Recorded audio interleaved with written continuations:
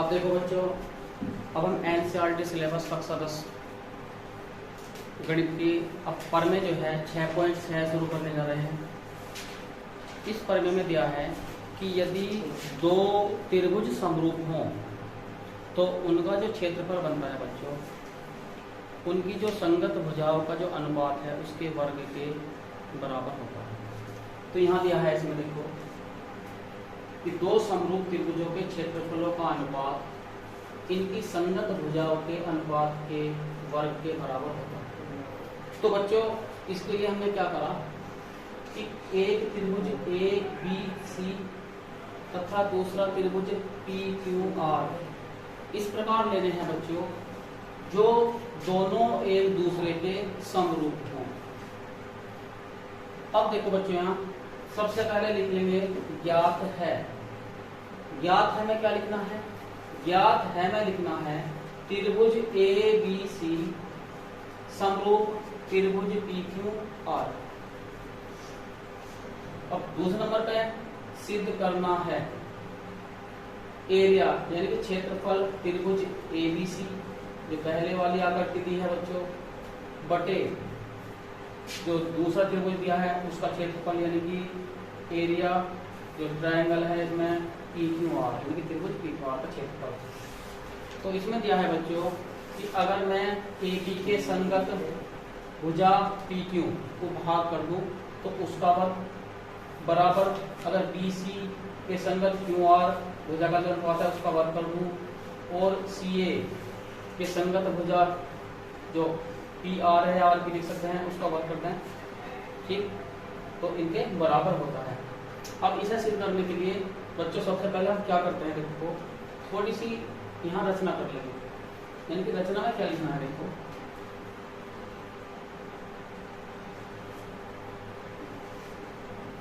रचना में लिखना है कि ए एम लंब बी सी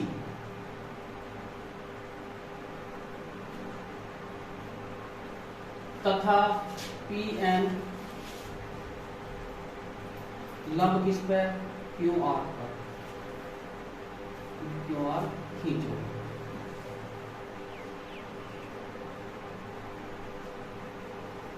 या खींचा भी कर सकते हैं। अब देखो यहां पर अब उपपत्ति लिख देंगे, उपपत्ति इस तरह से लिख देंगे बच्चों।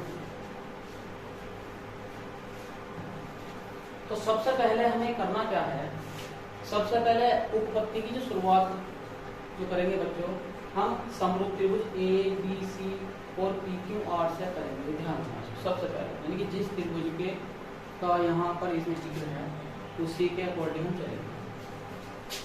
तो लिखेंगे त्रिभुज ए बी सी तथा त्रिभुज पी क्यू आर में इस तरह से लिख लेंगे। अब क्योंकि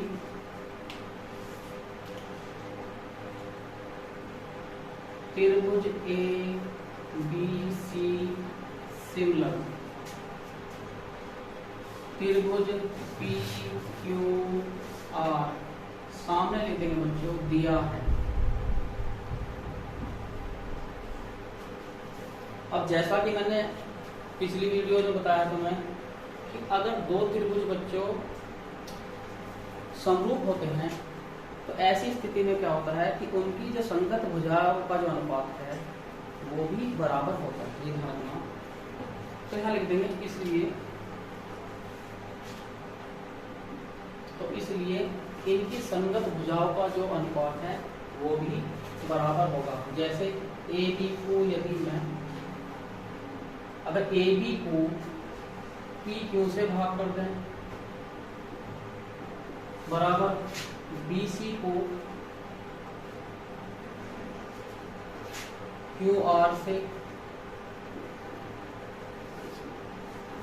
बराबर ए सी या सी ए लिख सकते हैं सी ए को आर पी से तो ये जो अनुपात है वो बराबर है। यहाँ इसके सामने लिख देंगे फर्स्ट इक्वेशन। अब देखो बच्चों, यहाँ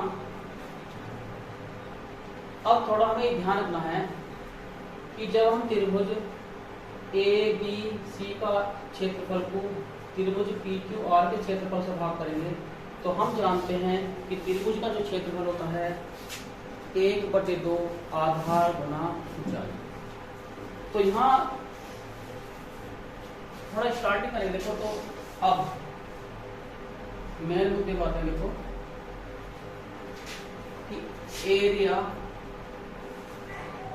ट्रायंगल ए बी सी यानी कि त्रिभुज ए बी सी के बटे जो एरिया जो यहाँ त्रिभुज पी क्यू आर बराबर। अब शुरुआत करते हैं त्रिभुज एबीसी के क्षेत्रफल से, क्योंकि ऊपर की तरफ जो है त्रिभुज एबीसी का क्षेत्रफल है। तो यहाँ लिखेंगे बच्चों 1/2 आधार कितना BC और इसके गुना है ऊंचाई, यानी कि यहाँ लिख देंगे AM इसके अपॉन। अब ऐसे यहाँ लिख लेंगे बच्चों 1/2 गुना आधार QR और इसकी जो ऊंचाई है वो है PM। 1/2 से 1/2 कैंसिल कर देंगे तो BC गुना AM और इसके अपॉन यहाँ जो है Q, यहाँ लिख देंगे QR, तो QR और गुना इसके PM।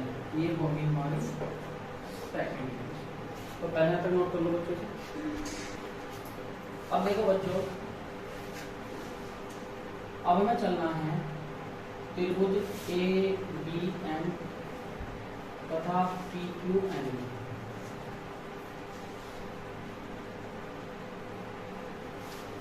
तथा त्रिभुज ABM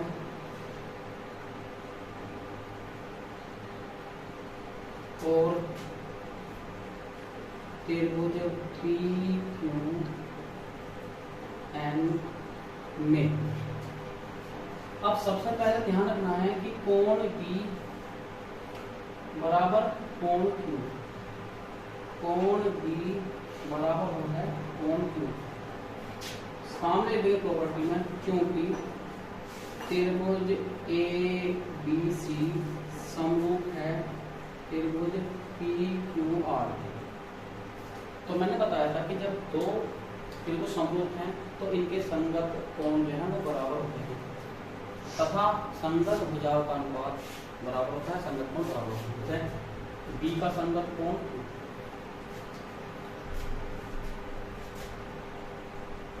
वह कोण M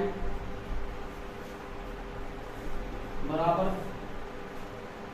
कोण N, क्योंकि AM लंब इस पर BC, जब ये लंब पर पड़ा हुआ है तो ये समकोण, ठीक है ना, अपने कोण बनेगा। तो यहाँ लिख देंगे प्रत्येक कितने अंश का, 90 अंश का, यानी कि ईच 90 डिग्री। तो इसलिए बच्चों त्रिभुज ABM सिमिलर समरूप त्रिभुज PQN एंगल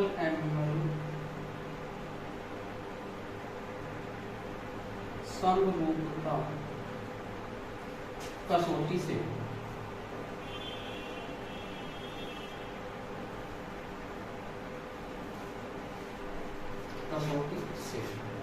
तो बच्चों जब ये समरूप है तो ऐसी स्थिति में क्या होगा, देखो तो इनकी जो संगत भुजाओं का अनुपात है वो भी बराबर होगा। तो इसलिए होता क्या है इसमें कि AM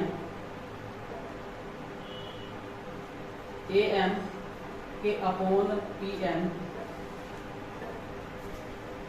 बराबर किसके ए बी के अपॉन पी के, यहां पर लिख देंगे थर्ड। अब देखो बच्चों, अब यहां हमें ध्यान देना, यहां आना है कि B C upon Q R है, तो हमें A M upon P N को किस रूप में लेना, B C upon Q R में। अच्छा एक बात देखो बच्चों, यहाँ थोड़ा ध्यान देने की बात है कि A M upon P N बराबर किसके, A B upon P Q के। अब यहाँ देखो जो A B upon P Q है वो किसके बराबर है, B C upon Q R. तो जहां बच्चों A B upon P Q लिखा है तो वहां हम क्या लिख सकते हैं, B C upon Q R के बराबर है, सीधी सी बात है। तो यहां लिख लेंगे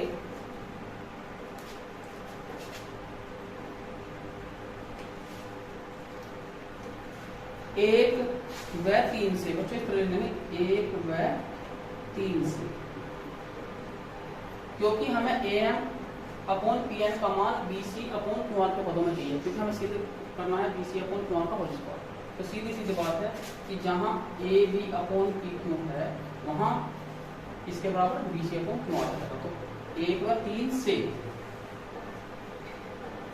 क्या लिख लेंगे, A M upon P N बराबर, तो जहां A P upon P Q है उसके स्थान पर A P upon P Q के स्थान पर है B C upon Q R. तो लिखेंगे B C upon Q R, अब क्या करेंगे 2 व 4 से, तो सीधी सीधी बात है कि जहां A M upon P N है वहां B C upon Q R यहाँ आ जाएगा। ठीक है, तो देखो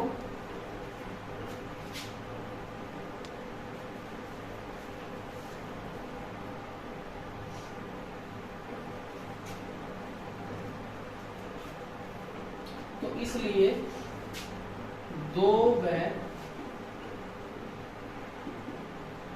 4 से तो लिख लेंगे area triangle A B C इसके upon area triangle P Q R equal to, तो B C upon Q R तो निकल रहेगा B C upon Q R multiply, तो जहां A M upon P N है तो A M upon P N का स्थान पर है B C upon Q R लिख देंगे। तो बी सी अपॉन हमने लिख दिया क्यू आर, तो बराबर किसके, B C upon Q R का बना होल स्क्वायर। तो इसी तरह से हम इसी प्रकार हम जो अन्य इसके पार्ट हैं जैसे ए बी के अपॉन पी क्यू का होल स्क्वायर, ऐसे ही सी ए के अपॉन आर पी का होल स्क्वायर वो भी हम सिद्ध कर सकते हैं। ठीक है, तो इससे आगे लिख रहा हूं मैं, तो यहाँ तक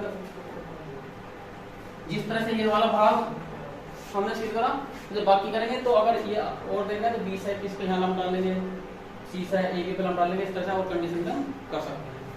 तो जिस प्रकार से मैंने ये पहला पार्ट जिसमें B C upon Q R का होल स्क्वायर के बराबर हमने त्रिभुज ए बी सी का क्षेत्रफल और इसके बटे त्रिभुज पी क्यू आर का क्षेत्रफल हल कर रहा है, तो इसी प्रकार लिखते हैं बच्चे यहाँ। तो